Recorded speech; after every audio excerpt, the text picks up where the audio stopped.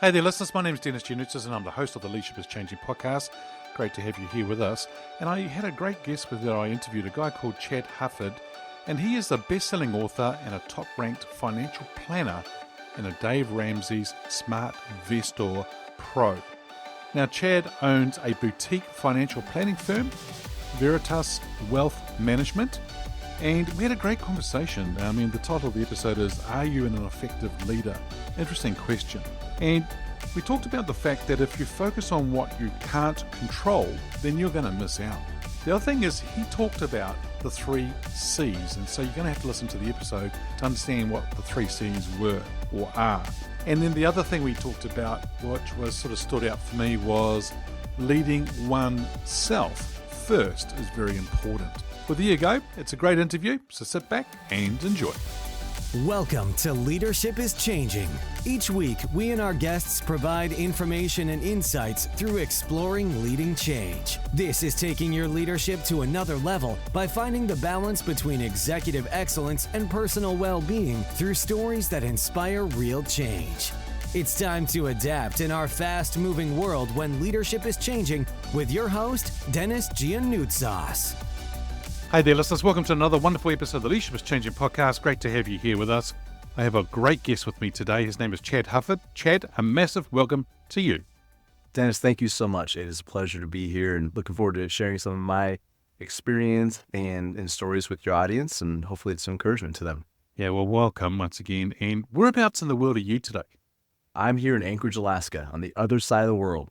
Wow, I don't think I've interviewed anyone from Alaska before, so I think you're the first. So congratulations. So that's pretty cool. It's a long swim from New Zealand, yeah. Yeah, it is, isn't it? A long swim. It's like when I meet with people and I say to them, whereabouts are you? And they say they're either in Europe or they're in the US somewhere. And I go, they go, where are you? I'm just down the road. Whereabouts? In New Zealand? Oh, yeah, right. Just around the corner, yeah. That's good. What's it like living in Alaska? How long you been there? Have you always been there? Born and raised, yes. My wife was born and raised as well. We didn't cross paths until our early 20s, but we love it here. Don't get me wrong. There are some challenges. We've had a really long, arduous winter. In fact, we broke some snowfall records, which that means something when you're living in Alaska. If you're living in like the South somewhere, the snowfall record could be like 3 inches. But here you're talking about several feet, and it was cold and it's been just dragging on. We feel like we're living in Narnia this year, but spring is showing some signs of life. We cheated. We just got back from Phoenix actually early this morning. So if the sun doesn't find us, we'll go find the sun somewhere. But no, it's an amazing place to live, to raise kids. It is absolutely rugged wilderness, absolutely beautiful.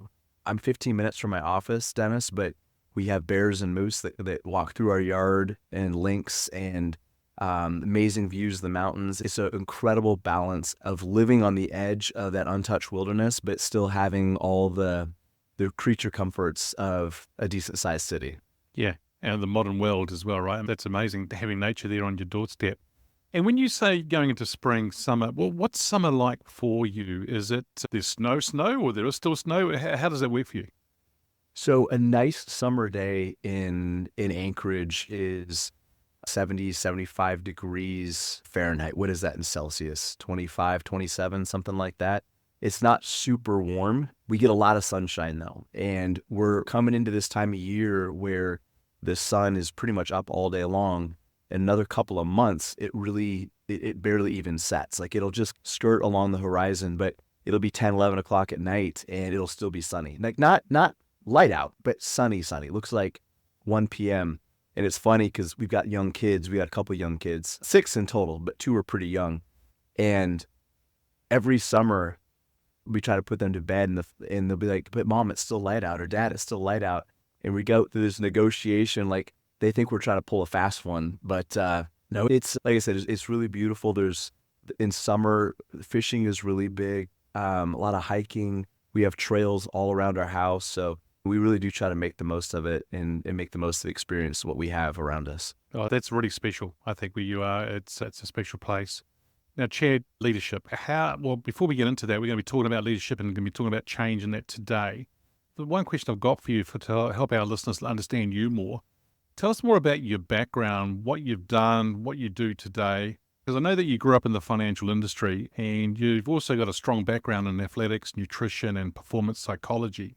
And you're a best-selling author, so we want to hear about that. But also, you own a boutique financial planning firm. So tell us all about that, because we'd love to hear more about you and your background. Okay.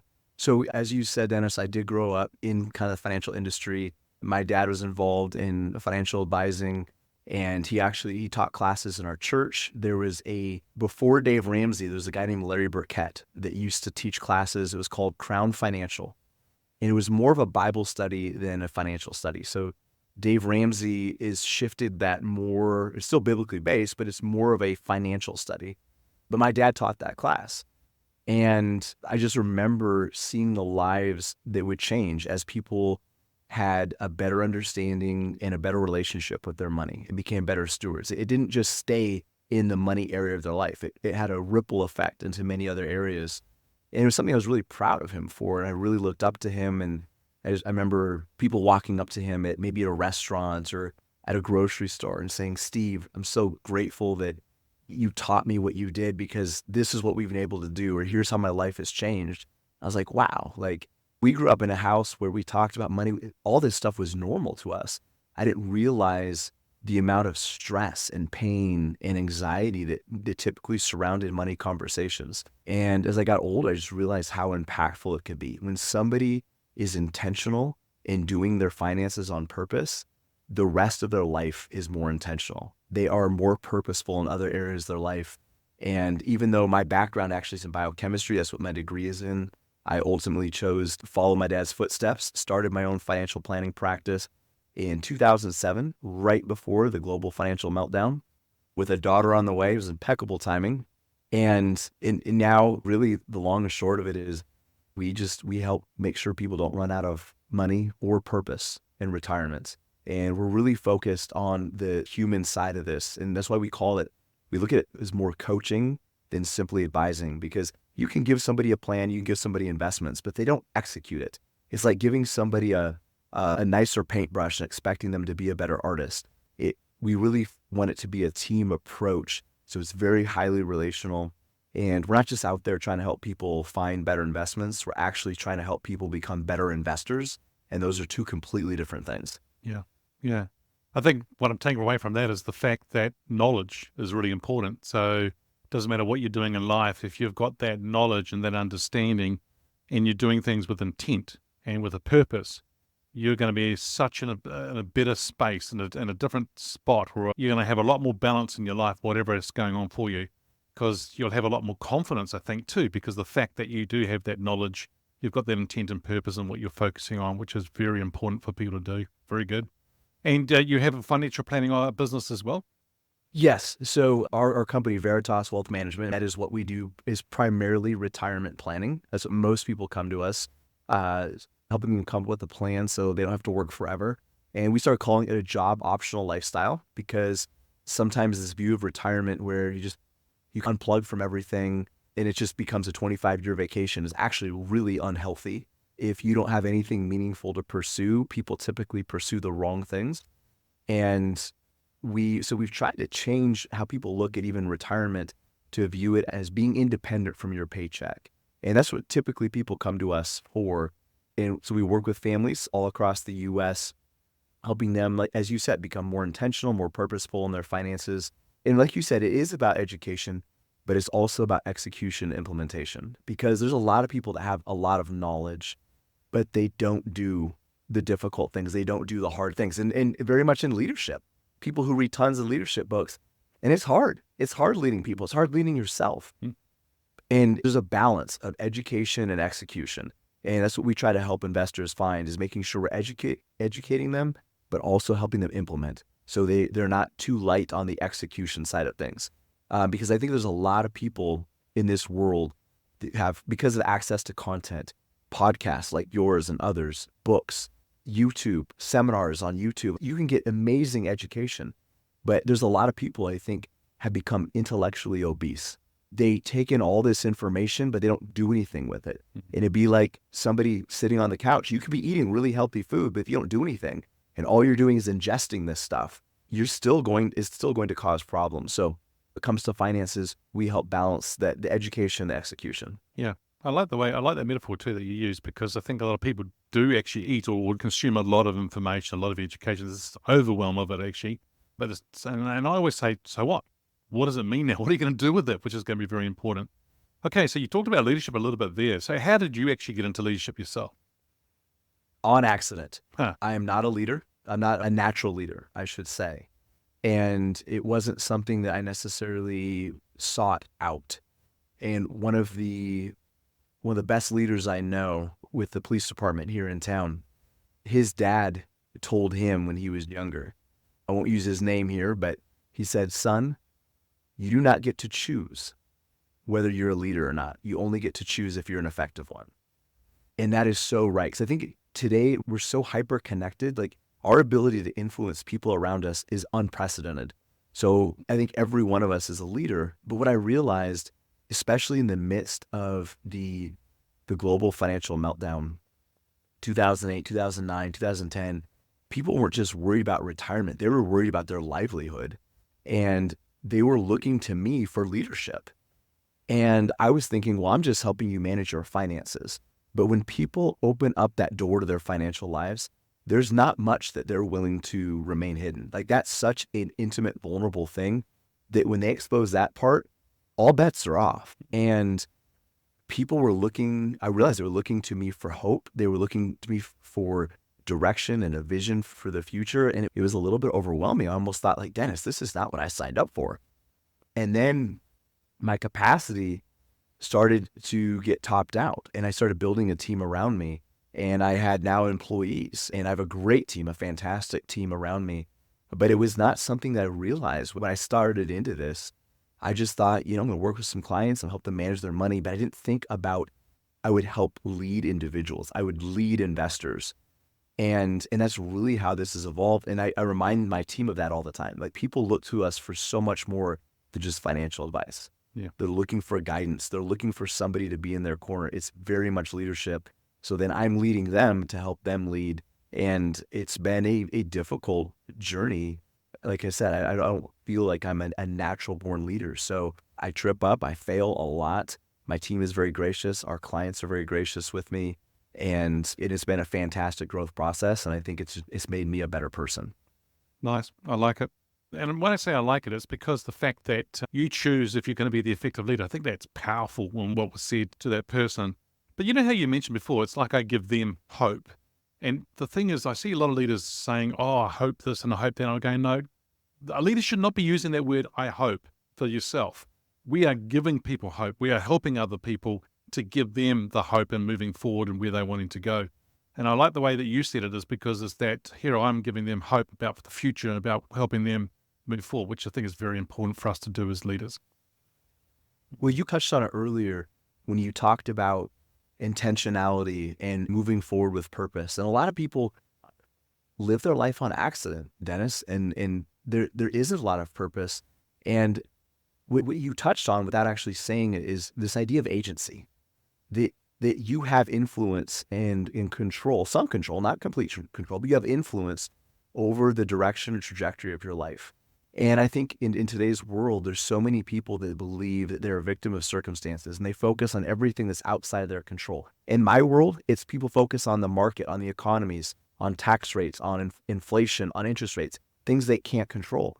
And when they're so focused on what you can't control, you end up missing what you can influence. And I think leadership is allowing people, empowering them to grab a hold of the agency in their own life and show them what's possible, show them what is attainable and the hard work that it'll take to get there. But just letting people see that, okay, you can be in the driver's seat to your own life is incredibly empowering, because it goes against the culture that we live in right now. Yeah. Wow. Focus, as you said, many people focus on what they can't control and they tend to miss out on what they can control. Just that, listeners, is powerful in what Chad is saying, because I think that's something that a lot of people today are trying to control things and it's out of their control and they just miss the other side, and it's a shame. It really is a shame. Chad, now this person could be alive or from history. Who's your favorite leader and why? I would have to say David, King David, the Israelite king back about 4,000 years ago. Struggles, I am envious, or maybe not envious, but impressed by some of the things that he does very well. Some of his strengths are weaknesses of mine.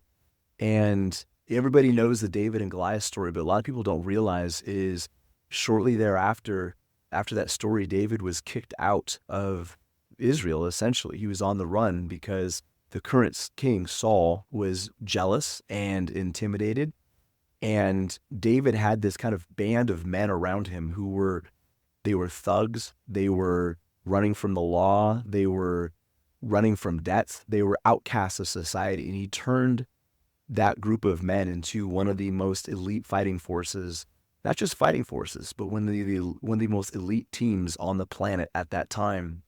And just incredible transformation, not just in his life, but in the lives of those around him, and continue that forward as he expanded and solidified the kingdom of Israel. So I would have to say David. Yeah, and it's interesting how with King David, just the inspiration he would have had, the vision he would have had to be able to then turn that group of men around would have been great. The question I've got for you here, Chad, is if you and King David were having a coffee on a park bench, imagine that, many thousand years ago, would there be one question you would love to ask him?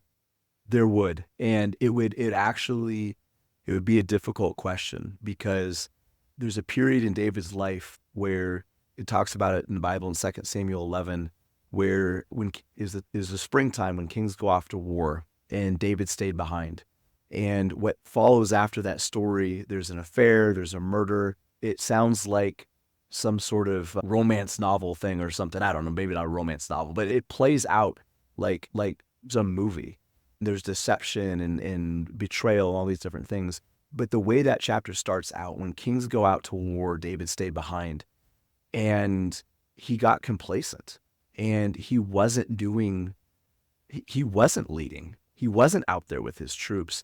He got too comfortable. And I think there's a place where all of us can get there, where we choose a comfort zone. And I've said before, the only difference between being in a groove and being stuck in a rut is how long you last there or how long you stay there. And I think he got too comfortable. And I want to know what that was like, because we read about David and Bathsheba and the murder of her husband, all these different things. But David's downfall started before that. And I wonder what the signs were. When did he start to slip? When did he start to fall into compromise? Because that was, I believe, that story, that incident was a symptom of a much greater problem. Jim Collins writes about fall of great leaders. I think for King David, that's what I want to know about, is when his decline, when his fall started. Yeah, because I think that a lot of us can learn from that, right? It's just huge. And we can see it time and time again happening, even though King David was 4,000 years or whatever it was a little while ago. But I think the thing here, though, Chad, is that we keep seeing it happen. Yes. And so what are leaders learning from it? And we all got to go through our own journeys as well, which is interesting. Talking about complacency and being stuck in the rut, or being there for too long, whatever, change is one thing that sort of forces things to happen. The title of this show is called Leadership is Changing. When I think about that title or that statement, what does it mean for Chad? Well, I think it is, I need to be stretched, I need to grow, and I need to stay uncomfortable. Because if I do choose comfort, I think complacency follows very soon after. It is very hard for a comfort zone to remain just that. And once people get complacent, then compromise. So if you think of that, the three C's, and I've thought about this before, but you go from comfort zone to complacency to compromise. And it is good to be comfortable. Don't get me wrong. Like I just said, we just went down to Arizona. We had a nice vacation, a great family time with my wife and my 6 kids. But I still need to be challenged. I need to be stretched. I need to face obstacles. I need to help my team maneuver those things. And the world is constantly changing. And we as a company can't stay stuck in a rut. I as an individual can't stay stuck in a rut. And that's what I love about leadership. That's what I love about the business that I'm in, is you always have a chance to grow and get better. And Dennis, I'm sure you've run into people that claim to have 20 years of experience in a certain industry, and you get talking to them a little bit, you realize, no, they really have 1 year of experience 20 times. They just did the same thing over and over and over again. And they've hit a ceiling. And I don't ever want to be like that, Dennis. I want 5 years from now, I want to look back and be like, I'm not just a better leader, not just a better business operator. I'm a better human being. I hope that in 5 years from now, I'm more tender, I'm more gentle, I'm more humble, I'm more vulnerable, I'm a better communicator. And it's possible. I think we can always improve and make sure that we don't get stuck in some sort of self-imposed prison or hitting some self-imposed ceiling. Yeah. Well, I like what you say in the sense that we need to stretch, we need to grow, and we need to be uncomfortable because there's always a chance for us to grow for sure. And if we are sitting there complacent, I always use the terminology here, Chad, that if you're standing still, sitting down there on the couch or whatever, you're going backwards because everything else in life is going forward, right? So you've got to keep moving and moving forward. And it will be uncomfortable. But I think a lot of people get too comfortable and they sit there and then something hits them from behind and they wonder what the heck's just happened. And it's like, come on, you've been too comfortable for the last year, 2 years, whatever. And it's now time for you to move on and be the best that you can be. So I think for me, it's about not being on autopilot. I give the analogy here, Chad, whereby sometimes you're driving along, you get somewhere and you go, oh, how did I just get here? Because we've just done it on autopilot. Where we need to be more that deliberate leader, person that's being a lot more intent and doing things with a lot more purpose as well, which is important for us all to look at. Now, talking about a lot of this here, I'm finding that a lot of the world, I'm not sure whether you are as well, but I find a lot of the world is getting a lot faster. Even look at us, here we are, you're in Alaska, I'm in New Zealand, we're using technology here. Technology is driving a lot of this, but with technology, data, business, social perspective, finance, the whole lot of it seems to be getting a lot faster. How does a leader become successful or can be successful in that fast-paced, ever-changing world? I think one of the first things that's absolutely essential is leading oneself first, because you're right, this world is changing so fast. And we were just talking about this. I was down on vacation with my family and I'd been to Phoenix in just a few years. It'd only been 3 years since I brought my family. So much had already changed. Real estate had just blown up there. It's just in the last 3 years, it's changed so much. And we were just talking about that but it's all over. But it's so easy to get caught up in change and to just get swept along by the waves of change and lose your sense of self and authenticity. So I think leaders need to first lead themselves well. If you're not leading yourself well, you can't lead anybody else. And the other part of this, I think, is deep, meaningful human connection. Because as you said, with technology, it's easy to supplement or replace connection with connectivity. And it can fill that void temporarily. And people are working from home. And we have people working from home too. Don't get me wrong. We have people that do 2 or 3 days in the office and 2 or 3 days at home. But I think it is going to be on leaders over these next few years to make sure that their teams stay unified, that there's camaraderie. And that's hard because technology can take the place of some of those things. And the natural relationships that are bonded that are produced when everybody is mingling in the office and they're hanging out afterwards. And that's happening less and less now as people are remote working. I love technology. I love what it allows us to do. We have to be willing to look at the other side of that and not miss those human connections. And I think leadership will rise and fall on human connection and human relationships. Yeah, great. And leading oneself is really important because if we can't lead ourselves, then we're not going to be, nothing's going to really happen, right? So we have to be in a really good space to be able to lead organizations and lead teams forward. Now, you've mentioned already that you do have a team as well. Employees, if we can change lens now and think about it from an employee's perspective, how has employees' expectations of leaders changed? Well, I think people talk about millennials wanting more purpose and wanting to feel like they're part of something bigger. I don't think that that's a change. I think it's something that's always been there. But one thing that's really interesting, up until here recently, we haven't really experienced a major recession in the United States since 2008, 2009. So we've had a whole generation of people who didn't have to worry about not having a job. And it's like Maslow's hierarchy of needs. Like when you have your basic needs met, there's other needs that you didn't realize were there, or maybe you can ignore. So if you have a job, you have job security, I think we naturally want that job to be more meaningful than just a paycheck. Now, if you don't have a paycheck, if you're just trying to make ends meet, if you don't know how you're going to pay your bills, you're not worried about existential questions like, what legacy am I leaving at my job? You got to pay the bills, right? But if the individual is employable and they know that jobs are out there, and right now, more job openings than there are job seekers, at least here in America. So it's an employee's market right now. And I think because of that, it's given people the confidence to think, okay, I know I can have a job, but I want that job to mean something. I want it to create a ripple effect into the world. And I really believe that this has always been there, Denis, because the generation before that is the generation that I typically work with who's retiring. And one of the saddest things that we see is people who retire from something but don't retire to anything. They don't have that purpose. They don't have a meaningful pursuit. And they had that in their job. It developed over time. And now they're not part of something greater. And even though they're financially set, they don't have to ever worry about outliving their money, they've started to outlive their purpose.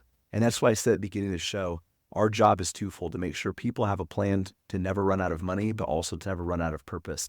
So to just succinctly wrap this up, I think people are looking for leaders to show them a bigger why, a bigger reason, a bigger impact. But I don't know that's different than what people have always wanted. I think people are more vocal and aware that's what they want now. Yeah, I think they are a bit more vocal. They're demanding it, but in a way, but they've always demanded it. It's just that, as you say, they're being a lot more vocal. Interesting you say about the people who are retiring or leaving the workforce and that what's next.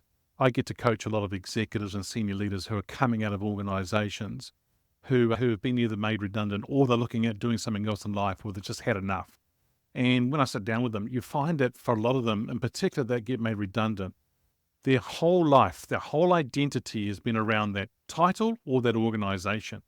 And when they leave, they feel like they're not wanted anymore. And they feel like, well, what's going to happen to me? And it's a very scary time for a lot of them. So I get to work with them to get clarity around about where they're wanting to go, but then getting them into roles or starting a business or getting into maybe a portfolio, as I call it. So they either do some governance, some directorships, they may do some investing in startups, but they may also do some consulting as well. But it becomes more of a lifestyle kind of situation whereby it might be 3 days a week that they're working rather than 5 days and things like that. And so I'm really resonating with what you say, because I think there's a lot of people out there, even in jobs today, because you talk about job security, and I go like, well, what is job security?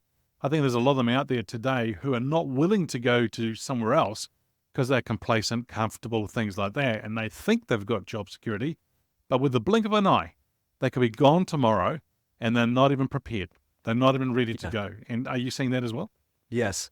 And I can't remember who said it. It might have been the actor Jim Carrey that said, you might as well chase your purpose and passion because you can get laid off chasing somebody else's dreams and passions. And I think you're right. There's a false sense of security in a typical 9-to-5 job doing the corporate thing.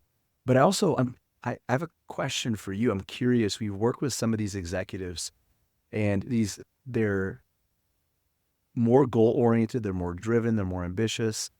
I find them to be the worst type of people to not have anything to do. Do you see in your coaching consulting that when these people leave a career, they leave a company, especially if it's a company that they might have helped in founding or they were integral in building, that they actually see themselves as less valuable once they leave? Yeah, absolutely they do. And so like it goes back to the identity, but it's actually their value, their worth. Now they start thinking, am I going to get a job, or am I able to go and do something? Because now there's that self-doubt, there's that lack of confidence now. And it was like they were hiding behind a mask before of that title they had, and there was all that confidence and bravado and everything there, right? It's all there, but now it's not. And it's like, well, wait a sec, what's changed? And it's almost like someone's popped their balloon. And now they're like, what do I do? And it's really important for them to dust themselves off, stand back up again, but have someone beside them to help them do it. But someone who gets them and understands them. So when they're sharing things, that's great. And then when they wanting to talk about financials, that's when I go, hang on, you need to talk to guys like Chad and so forth like that, because that's the professionals who will help you understand what you might need to do. Because there's always plenty of ways or different ways you can look at doing things with your mortgage and You've probably got equity in your house and there's probably other things too. But I always step back and go, be careful what you do next, because for a lot of them, they go and jump because they panic. And they're in that situation you just talked about, right? So they panic. So they take a job. Then they come to me a month later and they go, Denis, yep, I need to get a new job. And I'm like, why? What's happened? I jumped too quick. It's not for me. It's not the right thing. And I'm going, great. Going back to what something else you said as well before, Chad, I think a lot of them have not had a decent break for most of their career.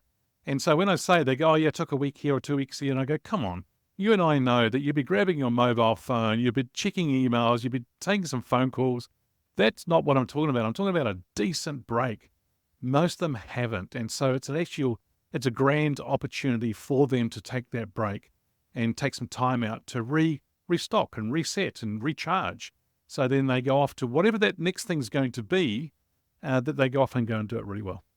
And I think in that, first of all, you're exactly right. And what you said has very much been my experience too. We work with some absolutely fantastic salt of the earth people who have so much value, so much to give, and they want to make an impact. They have made an impact, but they can lose a sense of self along the way. And then when they end up selling the company or retiring from that company or whatever it is, I think it's tragic, but I think there's this sense that the best years of my life are behind me and I have nothing left to give. Now, sometimes it starts out as like, I don't need to give anything else because I've given for 30, 40 years, whatever. But I think after enough time, people feel like, well, maybe I am not relevant anymore. Maybe I don't have anything left to offer this world. And I just think when somebody's at a place where they no longer need a paycheck anymore, Yep. where they are independently wealthy, they can produce, they can sustain their lifestyle without working, that sets them up for the years of biggest impact in their life. Because they're not constrained, the bureaucracy and the politics of a career and a job. They can chase after what is deeply meaningful to them and where they can best serve the people around them. And I love what you're doing. And I want to change that perception of the financial independence and retirement, because I think people can have even more purpose when they retire. And one of the things that I tell people, it takes about 6 months after somebody leaves their career to be as busy as they ever were. It either happens by design or by default. And for most people, it happens by default. And that's exactly what you said when this executive calls you up and she's like, I took that job. I need another one that's not working out, because it ended up by default. They just grabbed something out of panic or reactionary. They weren't intentional. They weren't purposeful. It wasn't designed. And people, I think, need to have a blueprint for that stage of their life as well. Yeah, and then there was a chief executive I was talking to the other day. He said to me, he's only been two months out of the role. It's not that he's been made redundant. It was just time his 5-year tenure as the chief executive was up. And he came out, and what he turned around and says to me is, I said, oh, how's it going after 2 months? I don't know how I fitted my daytime job in. He said, he just replaces it with everything else. And that's what tends to happen. Chad, if I was to get you to get your crystal ball out now, using a metaphor there, and think about the future, where do you see leadership being in 5 years? Not a crystal ball guy. I used to have one. My kids were playing with it and broke it, trying to find a new one on eBay. But so here's one of the reasons that I really look up to King David as a tremendous leader. He, again, everybody knows him as the person who killed Goliath. Even before, this is what a lot of people don't realize. We just picture this like 8-year-old boy with a slingshot. He wasn't. He was already known as a warrior. He already had a reputation. And he even talked to King Saul about, I've killed lions and bears face to face, like hand to hand. Like, David was a bad dude, but he was very vulnerable about his weaknesses, both with his leadership team, the men around him, even in his writings. He was in touch with his emotions. That doesn't sound like a very tough masculine thing to do, but when I was growing up, I used to think that being tough meant dissociating myself from my emotions, being able to shut those things off. And I realize now it takes way more courage to feel the hurt, feel the pain, feel the rejection, feel the fear, whatever it is. And I think as leaders, that vulnerability, that is something that I am working on myself. And I think it's something that is absolutely essential. And it's going to be even more important in 5 years than it is right now, because we live in a society that hides behind screens and technology and all these things. And leaders will have to go first. If we want our teams to be vulnerable, we as leaders need to be vulnerable first. So that's what I see as being extremely important in the next 5 years and going forward. I think it's always been that way, but I think it's more important now than ever. Yeah, I think leaders who know who they are themselves and are strong that way, they're both their strengths and their weaknesses and the vulnerability there, they're the ones who are going to really lead going forward a lot stronger too, for sure. That doesn't mean that they're weak leaders at all. No, like you said, he was already that warrior as well. Chad, it's been awesome talking to you. If our listeners wanted to get hold of you, where should they go? VeritasAlaska.com is our website. They can also find us on Instagram at veritas.alaska, and I'm on LinkedIn as well. So, yeah, excellent. Well, we'll put those into the show notes. But once again, it's been a real pleasure talking today. So thank you. Well, it's been a blessing to chat with you. It's been uplifting for me and hopefully encouraging for your audience. Yeah, excellent. Well, there you go, listeners. Just remember that lives can be changed if you understand a little bit more about your relationship with money. But also, if you educate yourself, that's really important. The question I've got for you is that, are you going to choose to be an effective leader? Because the thing here is that we need to lead ourselves first. And people are looking for leaders to help them show the way forward. Hey, it's always a pleasure being with you. Thanks for joining us. Until next time, bye for now. Thank you for listening to this episode of Leadership is Changing with your host, Denis Gianoutsos. Each week, we and our guests provide information and insights through exploring leading change, inspiring executives and leaders to adapt and lead a bigger game in a fast-moving world.